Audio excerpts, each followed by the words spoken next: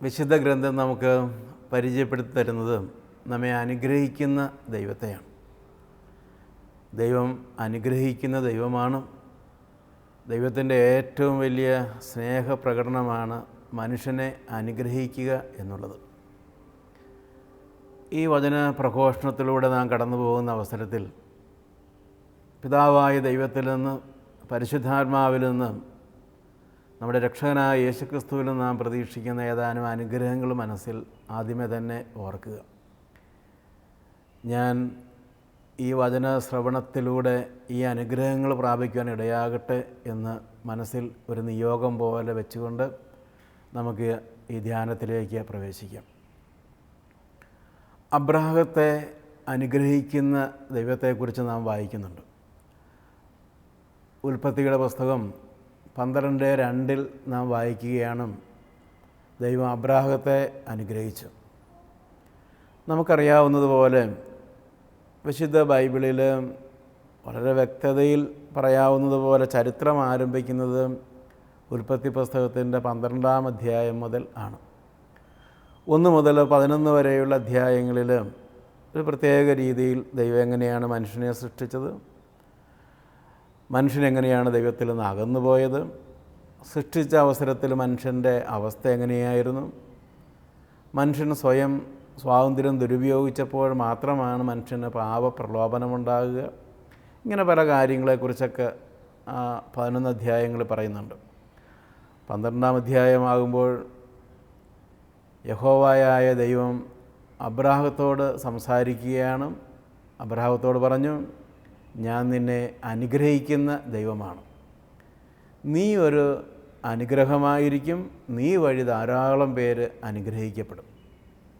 അബ്രാഹത്തിന് കൊടുത്ത അനുഗ്രഹമാണ്, നീ ഒരു അനുഗ്രഹമായിരിക്കും, നീ വഴി ധാരാളം പേര് അനുഗ്രഹിക്കപ്പെടും. അബ്രാഹത്തെ അനുഗ്രഹിക്കുകയും അബ്രാഹത്തെ ഒരു അനുഗ്രഹമാക്കി മാറ്റുകയും ചെയ്തു. പിന്നീടുള്ള അബ്രാഹത്തിൻ്റെ ജീവിതം പരിശോധിക്കുമ്പോൾ നമുക്കത് കാണാനായിട്ട് പറ്റും. അബ്രാഹം വഴി ധാരാളം പേര് അനുഗ്രഹിക്കപ്പെടുന്നുണ്ട്. ബൈബിൾ പറയുകയാണ്, പുതിയ നിയമത്തിലേക്ക് വരുമ്പോൾ നാം അത് കാണുന്നു, അബ്രാഹത്തിന് കൊടുത്ത അനുഗ്രഹങ്ങൾ ഓരോ ക്രിസ്ത്യാനിക്കും അവകാശപ്പെട്ട അനുഗ്രഹമാണ്. ഗലാത്യർക്ക് എഴുതിയ ലേഖനം 3:9 നാം വായിക്കുന്നുണ്ട്. ഗലാത്യർ 3:9 അവിടെ നാം വായിക്കുകയാണ്, അബ്രാഹത്തിനുള്ള അനുഗ്രഹം യേശുക്രിസ്തുവിലൂടെ എല്ലാ ക്രിസ്ത്യാനികൾക്കും സ്വന്തമാക്കാനായിട്ട് പറ്റും, എല്ലാ മനുഷ്യർക്കും സ്വന്തമാക്കാനായിട്ട് പറ്റും. യേശുക്രിസ്തുവിൽ വിശ്വസിക്കുന്നത് വഴി അബ്രാഹത്തിന് ദൈവം കൊടുത്ത അനുഗ്രഹത്തിൽ നമുക്ക് പങ്കുചേരാനായിട്ട് പറ്റും. അങ്ങനെയാണെങ്കിൽ അബ്രാഹത്തോട് പറഞ്ഞ അതേ അനുഗ്രഹം തന്നെ നമ്മോട് ദൈവം പറയുന്നുണ്ട്, നീ ഒരു അനുഗ്രഹമായിരിക്കും, നിന്നെ ഞാൻ അനുഗ്രഹിക്കുന്നു, നീ വഴി ധാരാളം പേര് അനുഗ്രഹിക്കപ്പെടും, നിൻ്റെ കുടുംബം അനുഗ്രഹിക്കപ്പെടും, നീയുമായി ബന്ധപ്പെട്ട ആളുകൾക്ക് നീ ഒരു സന്തോഷ വിഷയവും അനുഗ്രഹവുമായി തീരും എന്ന് ദൈവം പറയുകയാണ്. 2 കൊറിന്ത്യർ 9:8 നാം വായിക്കുന്നു, എല്ലാ അനുഗ്രഹങ്ങളും സമൃദ്ധമായി തരാൻ കഴിവുള്ളവനാണ് ദൈവം. നമുക്ക് ആവശ്യമുള്ള എല്ലാ അനുഗ്രഹങ്ങളും, ആരോഗ്യം, വീട്, ആഹാരം, മക്കൾ, നമുക്ക് ആവശ്യമുള്ളതെല്ലാം സമൃദ്ധമായി തരാനായിട്ട്, വെറുതെ അല്ല, സമൃദ്ധമായി തരാനായി കഴിവുള്ളവനാണ് ദൈവം. ഹെബ്രായർ 6:14 നാം വായിക്കുന്നു, നിശ്ചയമായും ദൈവം നിന്നെ അനുഗ്രഹിക്കും. ദൈവം അനുഗ്രഹിക്കുന്നവരാണ്. നാം നമ്മുടെ മനസ്സിൽ ഉറച്ച് വിശ്വസിക്കേണ്ട ഒരു കാര്യമാണ്, നിശ്ചയമായും ദൈവം എന്നെ അനുഗ്രഹിക്കും. പല ആളുകളും ജീവിതത്തിൻ്റെ ചില പ്രത്യേക മേഖലകളിൽ എത്തുന്ന അവസരത്തിൽ ഒരുപക്ഷെ ഒരു പ്രാർത്ഥനയിൽ ശരണപ്പെടുന്ന ആൾക്കാരാകാം. കുറേ നാൾ പ്രാർത്ഥിച്ചു, അത് കഴിഞ്ഞ് അവർ നിരാശയിലേക്ക് പോയെന്നിരിക്കാം. അവരോട് ബൈബിള് തറപ്പിച്ച് പറയുകയാണ്. ഹെബ്രായർ 6:14 പറയുന്നു, നിശ്ചയമായും ദൈവം നിന്നെ അനുഗ്രഹിക്കും. ശരിയാണ്, ഇപ്പോൾ നീ ചില ബുദ്ധിമുട്ടിലൂടെയൊക്കെയാണ് കടന്നു പോകുന്നത്. അബ്രാഹത്തിൻ്റെ ജീവിതത്തിനും ചില പ്രശ്നങ്ങളൊക്കെ ഉണ്ടാകുന്നുണ്ട്, രാജാക്കന്മാരുമായി ബന്ധപ്പെട്ടൊക്കെ. പക്ഷേ അവിടെയൊക്കെ അബ്രാഹം വിജയിയായി മാറുകയാണ്, അനുഗ്രഹിക്കപ്പെടുകയാണ്. ദൈവം അബ്രാഹത്തോട് സംസാരിക്കുകയാണ്, ദൈവം അബ്രാഹത്തിന് ജ്ഞാനം പറഞ്ഞു കൊടുക്കുകയാണ്. എങ്ങനെയാണ് ഈ പ്രശ്നങ്ങൾ പരിഹരിക്കേണ്ടതെന്ന് ദൈവം അബ്രാഹത്തിന് ഓരോ അവസരത്തിലും മാർഗനിർദ്ദേശം നൽകുന്നതായി നമുക്ക് കാണാനായിട്ട് പറ്റും. വിശുദ്ധ ബൈബിളിൽ യേശുക്രിസ്തുവിനെക്കുറിച്ച് പറയുമ്പോൾ യേശുക്രിസ്തുവും അനുഗ്രഹിക്കുന്ന ദൈവമാണ്. കുഞ്ഞുങ്ങളെ അനുഗ്രഹിക്കുന്ന യേശുക്രിസ്തുവിനെക്കുറിച്ച് നാം വായിക്കുന്നുണ്ട്. രോഗികളെ സ്പർശിച്ച് സൗഖ്യപ്പെടുത്തുന്ന യേശുക്രിസ്തുവിനെക്കുറിച്ച് നാം വായിക്കുന്നുണ്ട്. യേശുക്രിസ്തു അനുഗ്രഹിക്കുന്ന ദൈവമാണ്. യേശുക്രിസ്തു തന്നെ അവകാശപ്പെട്ടത്, യോഹന്നാൻ്റെ സുവിശേഷത്തിൽ യേശുക്രിസ്തു തന്നെ പറയുന്നത്, ഞാൻ പിതാവ് ചെയ്യാൻ ആഗ്രഹിക്കുന്ന കാര്യങ്ങളാണ് ചെയ്യുന്നത്. ഞാൻ പറയുന്നതെല്ലാം പിതാവ് പറയാൻ ആഗ്രഹിക്കുന്ന കാര്യങ്ങളാണ് ഞാൻ പറയുന്നത്.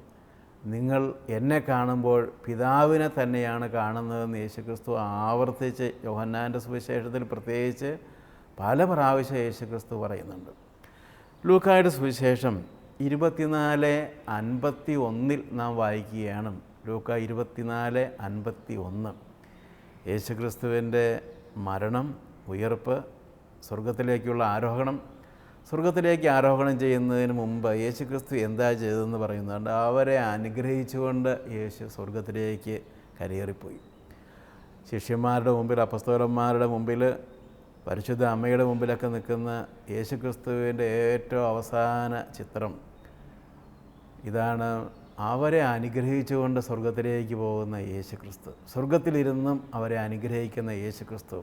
അപ്പോൾ യേശുക്രിസ്തുവിനെക്കുറിച്ച് ഓർക്കുമ്പോഴും നമ്മുടെ മനസ്സിൽ നാം സൂക്ഷിക്കേണ്ട ഏറ്റവും പ്രധാനപ്പെട്ട ചിത്രങ്ങളിൽ ഒന്നും നമ്മെ അനുഗ്രഹിക്കുന്ന യേശുക്രിസ്തുവാണ്. കുരിശിൽ സഹിക്കുന്ന യേശുക്രിസ്തു, കുരിശ് വഹിക്കുന്ന യേശുക്രിസ്തു, കുരിശിൽ വേദനാപൂർവകമായ മരണത്തിലൂടെ മനുഷ്യവർഗത്തിൻ്റെ പാപത്തിന് പരിഹാരം ചെയ്യുന്ന യേശു. ഇങ്ങനെ യേശുക്രിസ്തുവിനെക്കുറിച്ചുള്ള അനേക ചിത്രങ്ങൾ നമ്മുടെ മനസ്സിലുണ്ട്. എങ്കിലും വിശുദ്ധ ലൂക്കായുടെ സുവിശേഷം നമുക്ക് തരുന്ന യേശുക്രിസ്തുവിനെ സംബന്ധിച്ചുള്ള ഏറ്റവും അവസാനത്തെ ചിത്രം ഇതാണ്. അനുഗ്രഹിച്ചുകൊണ്ട് നിൽക്കുന്ന യേശുക്രിസ്തു. അങ്ങനെ അനുഗ്രഹിച്ച് സ്വർഗത്തിലേക്ക് കരയേറിപ്പോകുന്ന യേശുക്രിസ്തുവിൻ്റെ ചിത്രമാണ് നമുക്ക് വിശുദ്ധ ലൂക്കാ സുവിശേഷം തരിക. യേശുക്രിസ്തു അനുഗ്രഹിക്കുന്ന ദൈവമാണ്. അബ്രാഹത്തിനുള്ള അനുഗ്രഹം നമുക്കുള്ളതാണെന്ന് ഗലാത്യർ 3:9 നാം വായിക്കുന്നുണ്ട്. നിശ്ചയമായി നിന്നെ അനുഗ്രഹിക്കുമെന്ന് ബൈബിൾ പറയുന്നുണ്ട്. എങ്ങനെ നമുക്ക് അബ്രാഹത്തിൻ്റെ അനുഗ്രഹങ്ങൾ സ്വന്തമാക്കാനായിട്ട് പറ്റും? തീർച്ചയായും നാം അത് മനസ്സിലാക്കിയിരിക്കേണ്ടതാണ്. ദൈവം അനുഗ്രഹിക്കുന്നു എന്നുള്ളത് ശരിയാണ്. പക്ഷേ എങ്ങനെ എനിക്ക് ഈ അനുഗ്രഹം ദൈവത്തിൻ്റെ കയ്യിൽ നിന്ന് വാങ്ങിച്ചെടുക്കാനായിട്ട് പറ്റും? അബ്രാഹാം എങ്ങനെയാണ് അനുഗ്രഹിക്കപ്പെട്ടവനായി തൻ്റെ ജീവിതത്തിൽ വിജയിയായി മാറിയതെന്ന് പരിശോധിക്കുമ്പോൾ നമുക്കും എങ്ങനെ അനുഗ്രഹം പ്രാപിക്കാൻ പറ്റുമെന്ന് മനസ്സിലാക്കാനായി സാധിക്കും. ഹെബ്രായർക്ക് എഴുതിയ ലേഖനത്തിൽ 11-ാം അധ്യായത്തിൽ അബ്രാഹത്തിൻ്റെ വിശ്വാസത്തെക്കുറിച്ച് നീണ്ട ഒരു വിവരണം നമുക്ക് വായിക്കാനായിട്ട് പറ്റും. വേറെ ചില പൂർവ്വപിതാക്കന്മാരെക്കുറിച്ചൊക്കെ അവിടെ നാം വായിക്കുന്നുണ്ട്. എന്നാൽ അവിടെ അധികമായി പറയുന്നത് അബ്രാഹത്തിൻ്റെ വിശ്വാസവും ആ വിശ്വാസം വഴി എങ്ങനെയാണ് അബ്രാഹാം അനുഗ്രഹിക്കപ്പെട്ടത് എന്നാണ്. അവിടെ അബ്രാഹത്തിൻ്റെ വിശ്വാസത്തെയും വിശ്വാസത്തെ പൊതുവേയും ഒക്കെ നിർവചിക്കുന്നുണ്ട്. കാണപ്പെടാത്തത് ഉണ്ട്, പ്രത്യാശിക്കുന്നവ ലഭിക്കും എന്നുള്ള ഉറപ്പാണ് വിശ്വാസം. ഹെബ്രായർ 11:1 നാം വായിക്കുകയാണ്. കാണപ്പെടാത്തത് ഉണ്ട്, പ്രത്യാശിക്കുന്നവ ലഭിക്കും എന്നുള്ള ഉറപ്പാണ്. വിശ്വാസം വഴി കൃപയാലാണ് നിങ്ങൾ രക്ഷിക്കപ്പെട്ടിരിക്കുന്നത്. അപ്പോൾ നമ്മുടെ പ്രാർത്ഥനാ ജീവിതത്തിലും അനുഗ്രഹം പ്രാപിക്കാനും ഇത് വളരെ പ്രധാനപ്പെട്ടൊരു തത്വമാണ്.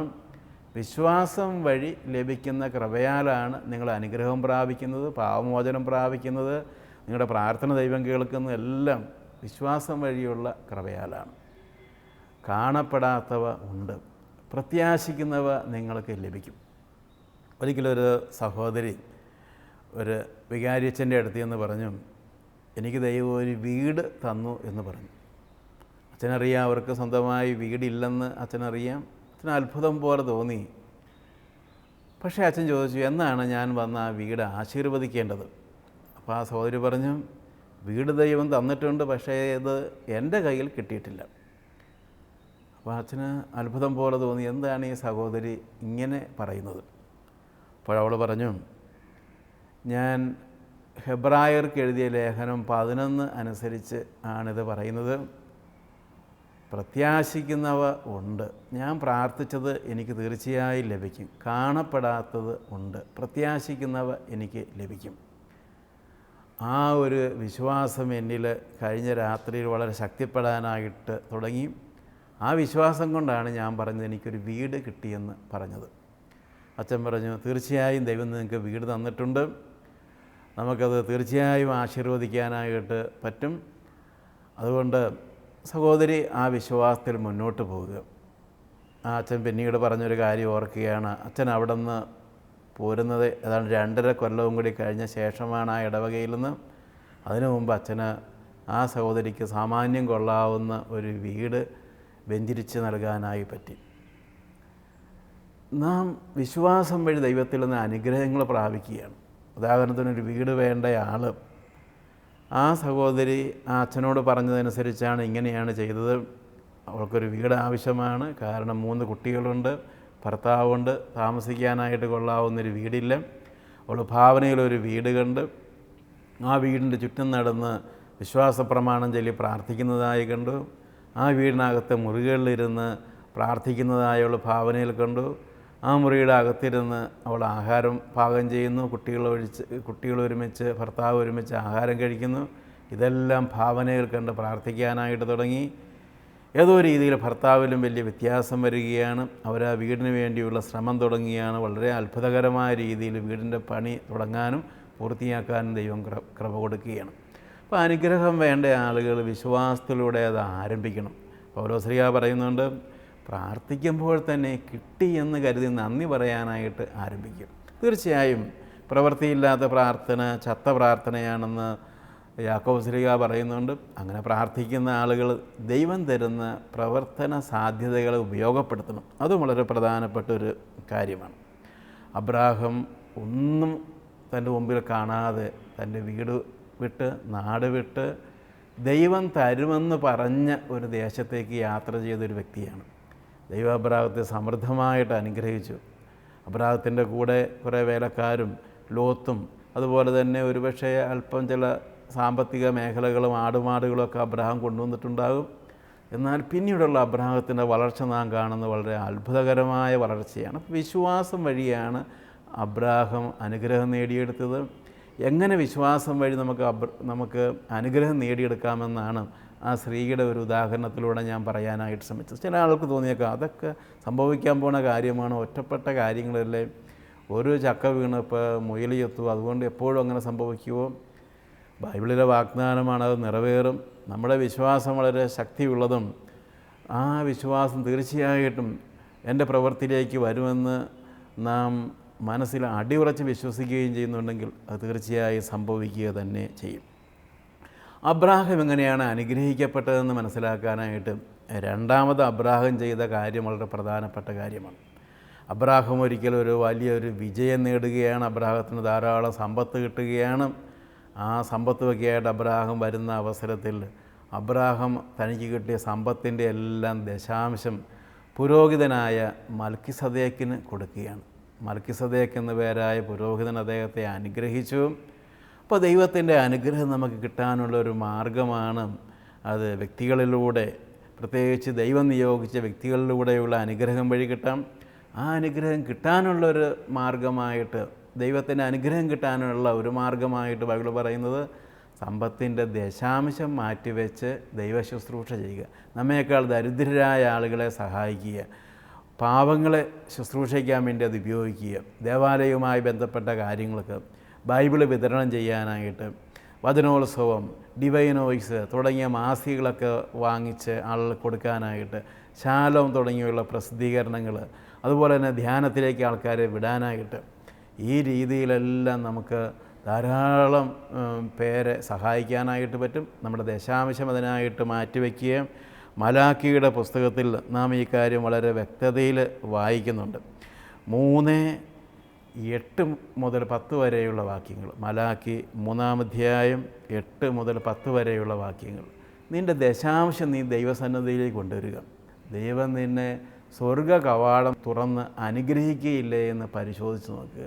അപ്പോൾ ദശാംശം നൽകുമ്പോൾ അതൊരു വിതയ്ക്കുന്നത് പോലെയാണ്. എന്തുമാത്രം നാം വിതയ്ക്കുന്നുവോ അതനുസരിച്ച് ദൈവം നമുക്ക് തരികയാണ്. ഒരിക്കലും ഒരു സഹോദരി ദശാംശം കൊടുക്കുന്നതിനെക്കുറിച്ച് എന്നോട് പറഞ്ഞ ഒരു ഉദാഹരണം പെട്ടെന്ന് ഞാൻ ഓർക്കുന്ന അവരുടെ ജീവിതത്തിലെ ഒരു അനുഭവം. അവർ പലഹാരം ഉണ്ടാക്കി കൊണ്ട് നടന്ന് വിൽക്കുന്ന ഒരു സ്ത്രീയായിരുന്നു. അവൾക്കൊരു ദിവസം പലഹാരം കൊണ്ട് നടന്ന് വിറ്റ് കഴിഞ്ഞാൽ ഏതാണ്ട് 250 രൂപ കിട്ടുമായിരുന്നു. അവരതിൻ്റെ ദശാംശം കണക്കാക്കി 25 രൂപ നല്ല കാര്യങ്ങൾക്ക് വേണ്ടി ചിലവഴിക്കാനായിട്ട് തുടങ്ങി. ദേവാലയവുമായി ബന്ധപ്പെട്ട കാര്യങ്ങൾക്ക് അവൾക്ക് ആകെയുള്ളത് 250 രൂപയാണ് വരുമാനം കിട്ടുന്നത്. അതിനകത്ത് നിന്ന് 25 രൂപ തന്നേക്കാൾ പാവപ്പെട്ട സ്ത്രീകൾക്കൊക്കെ കൊടുക്കാനൊക്കെ തുടങ്ങി. അവർ പറയുകയാണ് 5 കൊല്ലം കൊണ്ട് സ്വന്തമായൊരു ബേക്കറി ഉണ്ടാക്കാനായിട്ടും അതിൻ്റെ ഉടമയായി തീരാനായി സാധിച്ചു. മൂത്ത മകനും ഭർത്താവും അതിനോട് സഹകരിക്കാനായിട്ടിടയായി തീർന്നു. ദശാംശം കൊടുക്കുന്ന ആളുകൾക്ക് സാമ്പത്തികമായ അനുഗ്രഹമുണ്ടാകും. ഒരുപക്ഷെ നമ്മുടെ വരുമാനം ആ സ്ത്രീയുടേതുപോലെ വളരെ ചെറിയൊരു വരുമാനമാകും. ഒരു കൊട്ടയ്ക്കകത്ത് കുറച്ച് പലഹാരം കൊണ്ടുപോയി വിൽക്കുന്ന അവസ്ഥയിലായിരിക്കാം നാം. എന്നാൽ അതിൻ്റെ പോലും ദശാംശം കൃത്യമായി മാറ്റിവെച്ച് നാം ശുശ്രൂഷ ചെയ്യാനായിട്ട് ആരംഭിച്ചു കഴിഞ്ഞാൽ വളരെ അത്ഭുതകരമായ ദൈവത്തിൻ്റെ ഇടപെടൽ 3-4 കൊല്ലം കൊണ്ട് ഈ സ്ത്രീ പറയുന്നതനുസരിച്ചാണ് 5 കൊല്ലം കൊണ്ട് അവൾ സ്വന്തമായൊരു ബേക്കറിയുടെ ഉടമയായി മാറുകയാണ്. മൂന്നാമതായി അബ്രാഹാം എങ്ങനെയാണ് അനുഗ്രഹിക്കപ്പെട്ടതെന്ന് ബൈബിളിൽ നാം വായിക്കുന്നുണ്ട്. അബ്രാഹാം ദൈവത്തെ അനുസരിക്കാൻ തയ്യാറായി. ദൈവം നൽകിയ നിർദ്ദേശങ്ങൾ അബ്രാഹാം പാലിച്ചു. തൻ്റെ ഉത്തരവാദിത്തങ്ങൾ പാലിക്കാൻ തയ്യാറായി. ലോത്തുമായുള്ള ബന്ധത്തിൽ, സ്ഥലം വീതം വയ്ക്കുന്ന അവസരത്തിൽ, ചില ത്യാഗങ്ങൾ സ്വയം ഏറ്റെടുക്കേണ്ടി വന്ന അവസരത്തിൽ അബ്രാഹാം അതൊക്കെ ദൈവഹിതപ്രകാരം അനുസരിക്കാനായിട്ട് തയ്യാറാകുകയാണ്, നിർവഹിക്കാൻ തയ്യാറാകുകയാണ്. മത്തായിയുടെ സുവിശേഷം 10:38 നാം ഇങ്ങനെ വായിക്കുന്നുണ്ട്, നിൻ്റെ സ്വന്തം കുരിശെടുത്ത് എൻ്റെ പിന്നാലെ വരിക. അബ്രാഹത്തിനോട് ദൈവം പറഞ്ഞത് തീർച്ചയായും വളരെ ഉത്തരവാദിത്തമുള്ള, വളരെ പ്രയാസമുള്ളൊരു കാര്യമാണ് പറഞ്ഞത്. അത്രയും നാൾ വളർന്നു വന്ന നാട്, അദ്ദേഹത്തിനുള്ള അവിടെയുള്ള വീതം, അദ്ദേഹത്തിൻ്റെ പിതാവിൽ നിന്ന് കിട്ടാവുന്ന, കുടുംബത്തിൽ നിന്ന് കിട്ടാവുന്ന സമ്പത്ത്, അതെല്ലാം അദ്ദേഹം വിട്ടിട്ടാണ് ദൈവത്തിൻ്റെ പിന്നാലെ ദൈവം പറഞ്ഞതനുസരിച്ച് തൻ്റെ കുരിശെടുത്ത് അദ്ദേഹത്തിൻ്റെ തന്നെ ജീവിതത്തിൽ ദൈവം അദ്ദേഹത്തെ ഏൽപ്പിച്ച ഉത്തരവാദിത്തങ്ങളും സ്വയം ഏറ്റെടുത്തുകൊണ്ട് യേശുക്രിസ്തുവിൻ്റെ പിന്നാലെ അബ്രാഹാം ദൈവത്തിൻ്റെ പിന്നാലെ പുറപ്പെടുന്നത്. യേശുക്രിസ്തു തൻ്റെ അപ്പസ്തോലന്മാരോട് പറഞ്ഞതും ഇതുതന്നെയാണ്, നിങ്ങൾ വഹിക്കേണ്ടത് എൻ്റെ കുരിശല്ല, സ്വന്തം കുരിശെടുത്ത് എൻ്റെ പിന്നാലെ വരും. നമുക്കറിയാം, ഇവിടെ കുരിശെന്ന് പറഞ്ഞാൽ ഉദ്ദേശിക്കുന്നത് നമ്മൾ മനഃപൂർവ്വം സഹനം ചോദിച്ച് വാങ്ങിക്കുന്നതൊന്നുമല്ല. ചില വിശുദ്ധന്മാരങ്ങനെ ചെയ്തിട്ടുണ്ട്. നമ്മുടെ എല്ലാവരുടെയും ജീവിതത്തിൽ ഒത്തിരി കുരിശുകളുണ്ട്. ഉദാഹരണത്തിന്, ഞാനൊരു നല്ല പ്രസംഗം ഒരുങ്ങണമെങ്കിൽ അത് എൻ്റെ ഉത്തരവാദിത്തമാണ്. അതിനകത്തൊരു കുരിശുണ്ട്. ഞാൻ അതിനു വേണ്ടി ബൈബിൾ വായിക്കണം, പുസ്തകങ്ങൾ നോക്കണം, ചിന്തിക്കണം. അപ്പോൾ നല്ലൊരു പ്രസംഗം പറയണമെങ്കിൽ അതിൻ്റെ പിന്നിൽ നമുക്ക് യേശുക്രിസ്തു പറഞ്ഞ കുരിശ് കാണാനായിട്ട് പറ്റും. ഒരു കൊച്ച് നേഴ്സറിയിലെ പഠനം ആരംഭിക്കുമ്പോൾ തന്നെ അതിൻ്റെ ജീവിതത്തിൽ കുരിശുകൾ ആരംഭിക്കുകയാണ്. നേഴ്സറി ടീച്ചർ പറഞ്ഞു, നീ 10 പ്രാവശ്യം നാളെ വരുമ്പോൾ എ എന്നുള്ള അക്ഷരം എഴുതിക്കൊണ്ടുവരണം. അത് ആ കൊച്ചിൻ്റെ ഉത്തരവാദിത്തമാണ്. ഉത്തരവാദിത്തങ്ങൾ നിർവഹിക്കാതെ ഒരിക്കലും നമുക്ക് അനുഗ്രഹത്തിലേക്ക് പ്രവേശിക്കാനായിട്ട് പറ്റുകയില്ല. മത്തായിയുടെ സുവിശേഷം 10:38, ദൈവം നിങ്ങളെ ഏൽപ്പിച്ചിരിക്കുന്ന നിങ്ങളുടെ കുരിശെടുത്ത് യേശുക്രിസ്തുവിൻ്റെ പിന്നാലെ ചെല്ലുക, ദൈവത്തിൻ്റെ പിന്നാലെ ചെല്ലുക. അബ്രാഹാം തീർച്ചയായും അതിന് നമുക്ക് വലിയൊരു ഉദാഹരണമാണെന്ന് നമുക്ക് മനസ്സിലാക്കാനായിട്ട് പറ്റും. മത്തായിയുടെ സുവിശേഷം 10:22 നാം വായിക്കുന്നുണ്ട്, അവസാനം വരെ നിങ്ങൾ പിടിച്ചു നിൽക്കുക, നിങ്ങൾക്ക് തീർച്ചയായും അനുഗ്രഹം കിട്ടും, രക്ഷ കിട്ടും. ഒരു പ്രാവശ്യം തോറ്റുപോയി, ഒരു പ്രാവശ്യം പരാജയപ്പെട്ടു എന്ന് കരുതി നിങ്ങൾ അവസാനിപ്പിക്കരുത്. അവസാനം വരെ പിടിച്ചു നിൽക്കുക. ഒരു സഹോദരി എന്നോട് പറഞ്ഞ അവളുടെ ജീവിതാനുഭവം ഞാൻ ഓർക്കുകയാണ്. അവളുടെ പിതാവ് വളരെ വലിയൊരു പിശുക്കനായിരുന്നു. അതുകൊണ്ട് അവർ വലിയ സമ്പന്നരാണെങ്കിലും ആ പിതാവ് ഈ മകളുടെ കല്യാണത്തിൻ്റെ അവസരം വന്നപ്പോൾ ഇങ്ങനെ ഒരു തീരുമാനമെടുത്തു. വലിയ രീതിയിൽ പണമൊന്നും മുടക്കാത്ത രീതിയിൽ, ഷെയറൊന്നും കൊടുക്കാത്ത രീതിയിൽ എങ്ങനെ അവളെ കല്യാണം കഴിപ്പിച്ച് വിടാനായിട്ട് പറ്റും. അവളെ കല്യാണം കഴിപ്പിച്ച് വിട്ടത് ഒരു 2ാം കെട്ടുകാരൻ്റെ കൂടെയാണ് വിട്ടത്. കാര്യമായ ഷെയറൊന്നും കൊടുക്കേണ്ടതായിട്ട് വന്നില്ല. അവൾ ആ വീട്ടിൽ ചെന്നു. അവൾ മനഃപൂർവ്വം കണ്ടുപിടിച്ച ഭർത്താവൊന്നുമല്ല, അവളുടെ അപ്പൻ അവൾക്ക് വേണ്ടി കണ്ടുപിടിച്ച ഭർത്താവ്. അവൾക്ക് വലിയ ദുഃഖവും പ്രയാസവും ദേഷ്യവും സ്വയം വെറുപ്പും ഒക്കെ തോന്നി. ഭർത്താവ് ഒരു പ്രത്യേക സ്വഭാവക്കാരൻ, അമ്മായിയമ്മ വേറൊരു രീതിയിൽ, നാത്തൂന്മാർ വേറൊരു രീതിയിൽ, 3 അനിയന്മാരുണ്ട് ഭർത്താവിന്. ഇവളുടെ കുടുംബ സാഹചര്യവുമായിട്ട് യാതൊരു രീതിയിലും പൊരുത്തപ്പെടാത്തൊരു കുടുംബത്തിലാണ് അവൾ വന്നെത്തിയിരിക്കുന്നത്. പ്രാർത്ഥന കാര്യമായിട്ടില്ല, സാംസ്കാരികമായി വളരെ വ്യത്യസ്തമായൊരു സാഹചര്യം. ഇവൾക്ക് ആ വീട്ടിൽ നിന്ന് ഓടിപ്പോരണമെന്ന് തോന്നി. അങ്ങനെ 3 മാസം കഴിഞ്ഞപ്പോഴും അവളുടെ മനസ്സിൽ പെട്ടെന്നൊരു ചിന്ത വരികയാണ്, ദൈവം എനിക്ക് തന്നതാണ് എൻ്റെ ഈ ഭർത്താവിന്. ഞാൻ മനഃപൂർവ്വം പാപം ചെയ്യാൻ പോയിട്ട് കിട്ടിയതല്ല. കഠിനമായ ദേഹോദരവൊന്നുമില്ല. എന്നെ സ്നേഹിക്കാനോ അല്ലെങ്കിൽ വേണ്ടതുപോലെ എങ്ങനെയാണ് ജീവിക്കേണ്ടതെന്ന് സമ്പത്ത് നോക്കേണ്ടതെന്നും അറിയാൻ പാടില്ല. വേറെ പ്രത്യേകിച്ച് പ്രശ്നമൊന്നും ആ വീട്ടിലില്ല. ഞാൻ പ്രതീക്ഷിച്ചതുപോലെ ഉള്ളൊരു വീടല്ലെന്ന് മാത്രമേ ഉള്ളൂ. എനിക്ക് വേണമെങ്കിൽ അവിടെ ജീവിക്കാനൊക്കെ ഉള്ള സാഹചര്യങ്ങൾ അവിടെയുണ്ട്. ഞാൻ പ്രതീക്ഷിക്കുന്ന പോലെ അല്ലെങ്കിലും അവളുടെ മനസ്സിൽ വലിയൊരു വ്യത്യാസം വരുത്തുകയാണ്. അവളുടെ ഭർത്താവിനെ സ്നേഹിക്കാനായിട്ട് തുടങ്ങി. ആ വീട്ടിൽ അവൾ സന്ധ്യാപ്രാർത്ഥന തുടങ്ങി. അവളുടെ ഭർത്താവിൻ്റെ അപ്പനെയും അമ്മയൊക്കെ ഞായറാഴ്ചകളിൽ പള്ളിയിൽ പോകാനായിട്ട് കൂടെ കൊണ്ടുപോകാനായിട്ട് തുടങ്ങി. അനിയന്മാർ ഓരോരോ ചെറിയ കാര്യങ്ങളൊക്കെ പഠിക്കാനായിട്ട് പ്രേരിപ്പിച്ച് അവരെ ഗൾഫിലേക്കും മറ്റും എല്ലാം പറഞ്ഞു വിട്ടു. 65 വയസ്സുള്ള ആ സഹോദരി പറയുകയാണ്, ഞാൻ ആ വീട്ടിൽ വന്ന് കയറിയത് എനിക്ക് 22 വയസ്സുള്ളപ്പോഴാണ്. ഇപ്പോഴെൻ്റെ കുടുംബം ഞാൻ ജനിച്ചു വളർന്ന എൻ്റെ അപ്പൻ്റെ കുടുംബത്തേക്കാൾ വളരെ ഐശ്വര്യമുള്ളൊരു കുടുംബമായിട്ട് മാറി. ഞാൻ അവിടെ ചെന്ന നാളുകളിൽ എനിക്ക് തോന്നിയ ബുദ്ധിമുട്ടും പ്രയാസവും കാരണം അത് ഉപേക്ഷിച്ച് പോന്നിരുന്നുവെങ്കിൽ, പിടിച്ചു നിൽക്കാതെ പോന്നിരുന്നുവെങ്കിൽ എനിക്കൊരിക്കലും ഈ അനുഗ്രഹങ്ങൾ ഐശ്വര്യങ്ങൾ കാണാൻ പറ്റുമായിരുന്നില്ല. നല്ല 5 കുട്ടികളെ എനിക്ക് കിട്ടി. അവരൊക്കെ വളരെ നല്ല നിലയിലായി തീർന്നു. യേശുക്രിസ്തു പറഞ്ഞത് സത്യമാണ്. മത്തായിയുടെ സുവിശേഷം 10:22 അവസാനം വരെ പിടിച്ചു നിൽക്കുന്നവർക്ക് രക്ഷ പ്രാപിക്കാനായിട്ട് പറ്റും. മറ്റൊരു വളരെ പ്രധാനപ്പെട്ട കാര്യമാണ് അലസത ഉപേക്ഷിക്കുക എന്നുള്ളത്. പല ആളുകൾക്കും പല കാര്യവും നേടാൻ പറ്റാത്തതിന് കാരണം ദൈവം അവരെ അനുഗ്രഹിക്കാത്തത് കൊണ്ടൊന്നുമല്ല. യേശുക്രിസ്തു തന്നെ വളരെ വ്യക്തതയിൽ പറയുന്നുണ്ടല്ലോ. താലന്തുകളുടെ ഉപമയിൽ ഒരാൾക്ക് 5 താലന്ത്, ഒരാൾക്ക് 2 താലന്ത്, ഒരാൾക്ക് 1 താലന്ത്. അതിലൊരാൾ ആ താലന്തുകൾ വർദ്ധിപ്പിക്കാതെ അയാളതുകൊണ്ട് കുഴിച്ചിടുകയാണ്.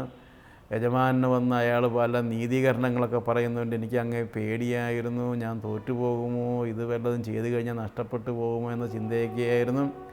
യജമാനൻ പറഞ്ഞു, അങ്ങനെയാണ് നിനക്കിത് പലിശക്കെങ്കിലും കൊടുക്കാമായിരുന്നുള്ളൂ. അപ്പോൾ നിനക്ക് ഈ പലിശയെങ്കിലും എൻ്റെ കൈ കൊണ്ട് തരാനായിട്ട് പറ്റിയേനെ. സത്യത്തിൽ അയാൾ അലസനായിരുന്നുവെന്ന് യജമാനൻ വ്യക്തമാക്കുകയാണ്. ദൈവം എന്തെല്ലാം അനുഗ്രഹങ്ങളുടെ സ്രോതസ്സ് നമ്മുടെ മുമ്പിൽ തുറന്നിട്ട് കഴിഞ്ഞാലും നാം അലസരാണെങ്കിൽ നമുക്കതൊന്നും നേടാൻ പറ്റിയെന്ന് വരികയില്ല. ധാരാളം ആളുകൾ അവർക്ക് ഉപയോഗിക്കാവുന്ന നല്ല സമയം സീരിയൽ കണ്ട്, സിനിമ കണ്ട് കളയുന്നുണ്ട്. ഒരു സഹോദരി ഇങ്ങനെ അലസതയെക്കുറിച്ച് കേട്ടതിന് ശേഷം അവളൊരു തീരുമാനമെടുത്തു, ഞാൻ സീരിയൽ കണ്ട് എന്തോരം നേരമാണ് കളയുക. എനിക്ക് തയ്യൽ അറിയാം. അവളൊരു ചെറിയ തയ്യൽ മെഷീൻ വാങ്ങിച്ച് തയ്യൽ തുടങ്ങി. ക്രമേണ അവർക്ക് അവളുടെ വീട്ടിൽ തന്നെ ധാരാളം തയ്യൽ കിട്ടുകയാണ്. പിന്നീട് വീടിനടുത്ത് ഒരു കടയിലേക്ക് അത് മാറ്റാനായിട്ട് പറ്റുകയാണ്. അലസതയിൽ കഴിഞ്ഞിരുന്ന ആ സ്ത്രീ ഒരു സംരംഭം നടത്തുന്ന ഒരാളായിട്ട് മാറി. 3 പേരെ ചേർത്ത് ഒരു തയ്യൽക്കട നടത്തുന്ന ഒരു സ്ത്രീയായിട്ട് മാറി. പല ആളുകളും പ്രത്യേകിച്ച് അവർക്ക് വീട്ടിൽ കുറച്ച് സാമ്പത്തികമായിട്ടുണ്ട്, ഭർത്താവ് ജോലി ചെയ്യുന്നുണ്ട്, ആഹാരമുണ്ടാക്കുന്നു, ബാക്കി സമയം മുഴുവനും TV-യുടെ മുമ്പിലും സിനിമയുടെ മുമ്പിലേക്ക് കളയുകയാണ്.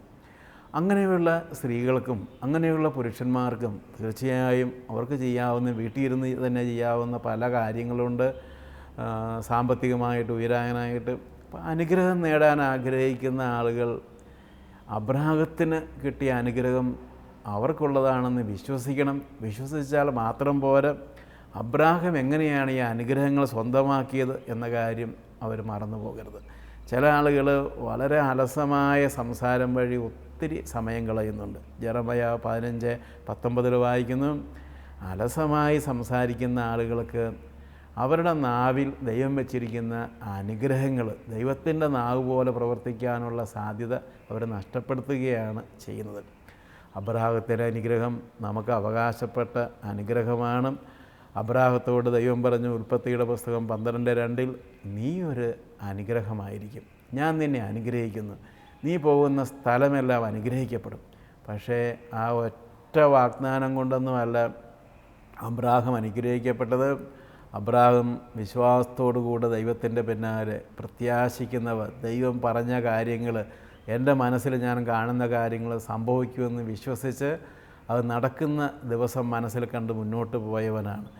ഒരു കുട്ടിയില്ലായിരുന്നിട്ടും 25 കൊല്ലക്കാലം കുട്ടിക്ക് വേണ്ടി കാത്തിരുന്ന് വിശ്വസിച്ച് കുട്ടിയെ സ്വീകരിച്ചവനാണ് അബ്രാഹാം.